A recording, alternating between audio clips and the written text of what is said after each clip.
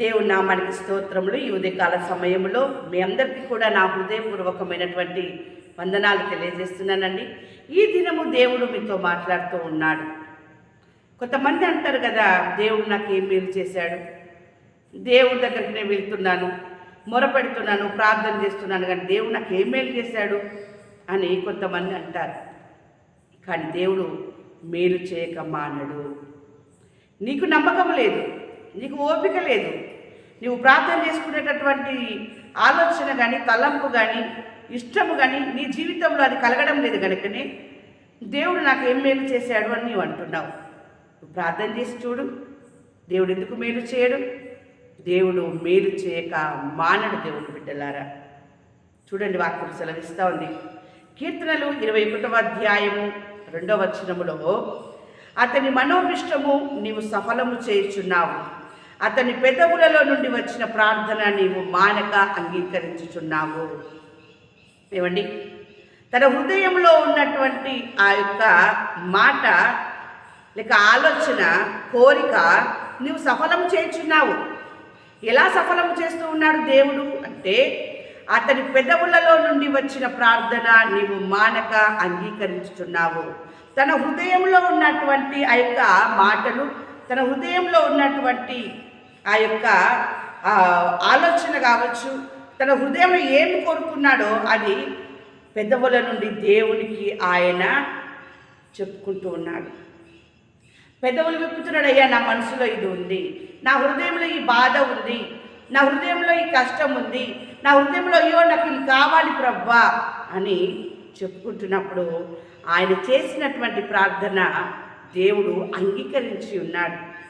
దేవుని బిడ్డలారా, కీర్తనలు 84వ అధ్యాయము 11వ వచనంలో వాక్యం సెలవిస్తూ ఉంది కదా, యెహోవా కృపయు ఘనతయు అనుగ్రహించును, యథార్థంగా ప్రవర్తించు వారికి ఆయన ఏ మేలు చేయక మానడు. దావీదు యథార్థముగానే ప్రార్థన చేసి ఉన్నాడు కనుకనే ఆ ప్రార్థన దేవుడు అంగీకరించి ఉన్నాడు. ఆయన యథార్థంగా ప్రవర్తించి ఉన్నాడు కనుక దేవుడు ఆయనకి ఏ మేలు కూడా చేయకుండా మానలేదు. నీవు కూడా ప్రార్థన చేయి, ఓపికతో ప్రార్థన చేయి, కనిపెట్టుకుంటూ ప్రార్థన చేయి, యథార్థంగా ప్రవర్తిస్తూ ప్రార్థన చేయి.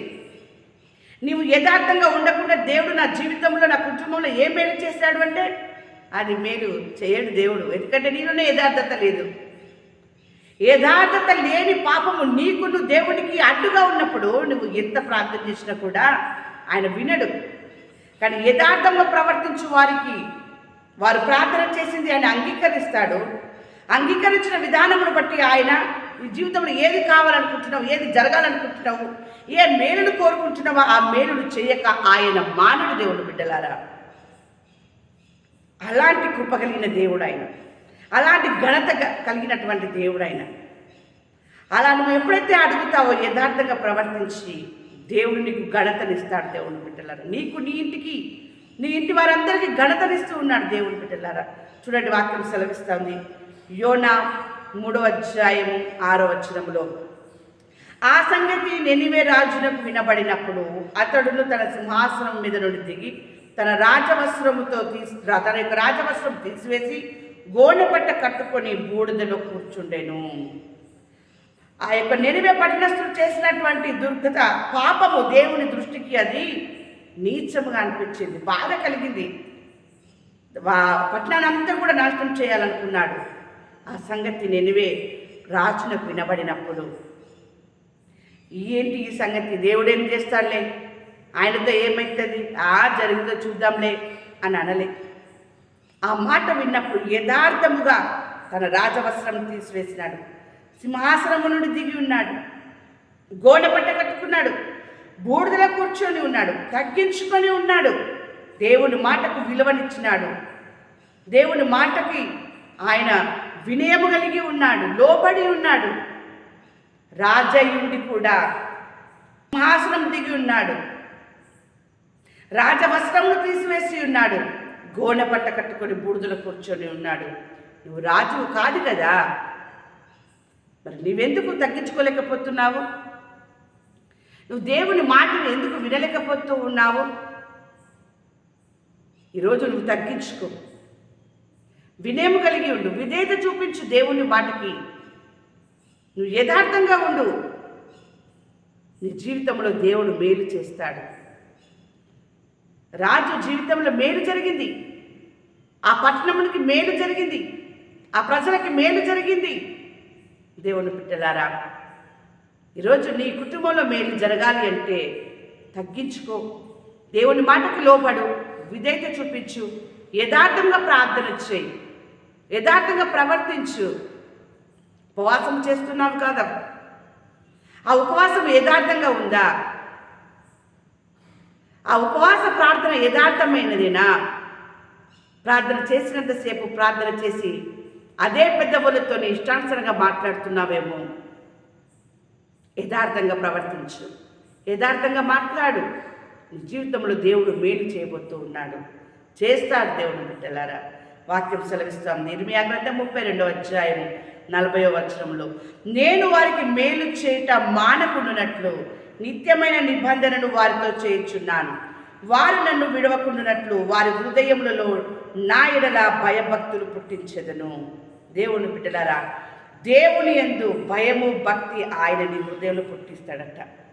రాజుకి, నినివే పట్టణంలో ఉన్న ప్రజలకి దేవుని యందు భయము కలిగింది కనుకనే వారు యథార్థంగా వారు ఉండడానికి ప్రయత్నించారు, తగ్గించుకున్నారు, విధేయత చూపించి ఉన్నారు. వారికి దేవుడు మేలు చేసి ఉన్నాడు. అలాంటి మేలు నీ జీవితంలో జరగాలంటే దేవుని బిడ్డలారా, వారికి మేలు చేయడానికి దేవుడు వారి యందు ఆనందిస్తున్నాడు. అలాగనే దేవుడు నీకు మేలు చేయటకు నీ యందు ఆనందించాలంటే నీలో యథార్థత ఉండాలి, తగ్గింపు, లోబడే తత్వం ఉండాలి. నోరును కాపాడుకునేటటువంటి స్థితి నీలో ఉన్నప్పుడు నీ కుటుంబంలో, నీ జీవితంలో, నీ పిల్లల జీవితంలో దేవుడు మేలు చేయక మానడు. మేలు చేయటకు దేవుని బిడ్డలారా ఆయన త్వరపడుతూ ఉన్నాడు, ఆయన ఆనందిస్తున్నాడు. నీ ప్రవర్తనను చూసి, నీ భక్తిని చూసి, నీ ప్రార్థనను చూసి, నీ ప్రార్థనను విని, నేను పాపినయ్యా, నన్ను క్షమించయ్యా అని సుంకరి వలె నువ్వు ప్రార్థన చేసినప్పుడు ఆ ప్రార్థన దేవుడు వింటూ ఉన్నాడు, మేలు చేస్తున్నాడు. అలాంటి ప్రార్థన నువ్వు చేసి దేవుని యొద్ద నుండి వచ్చేటటువంటి మేలును నిండారుగా నీవు నీ కుటుంబము పొందుకుందురుగాక. ఆమేన్.